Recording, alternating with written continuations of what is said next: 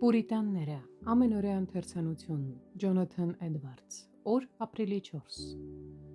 Ուրախացեք Տերովը և ցնծացեք, ով արդարներ, և ցնծությամբ աղաղակեցեք ամենքդ, որ ուղիղ եք սրտով։ Սաղմոս 32-րդ գլուխ 11-րդ խոսք։ Հավատքի կյանքը հաճախ համեմատվում է այնպիսի մարմնական վարժությունների հետ, որոնցում մարդիկ սովորաբար իրենց սիրտն ու ուժը մեծապես մարզում և ներգրավում են։ Օրինակ՝ վազք, ըմբշամարդ կամ մեծ պարգևի և պսակի համար պայքար, կամ պայքար մեր կյանքը փափագող հզոր թշնամիների դեմ, կամ էլ պայքար նրանց հետ, ովքեր բռնությամբ գրավում են քաղաք կամ թագավորություն։ Եվ չնայած ճշմարիտ շնորհը տարբեր աստիճաններ ունի, և մեզանում կան ոմանք, ովքեր ընդամենը մանուկներ են Քրիստոսում, որոնց մեջ աստվածային և երկնային բաների նկատմամբ փակման և կամքի արտահայտությունը համեմատաբար թույլ է,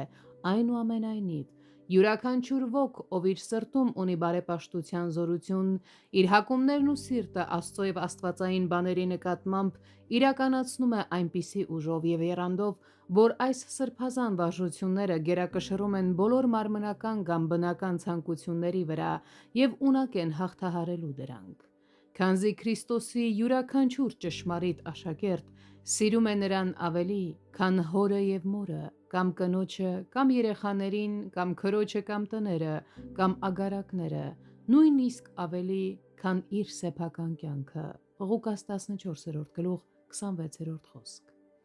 Հետևաբար, որտեղ էլ որ կա ճշմարիտ հավատք, այնտեղ կա աստվածային նպատակների նկատմամբ հակվածություն և կամքի ուժգին դրսևորում։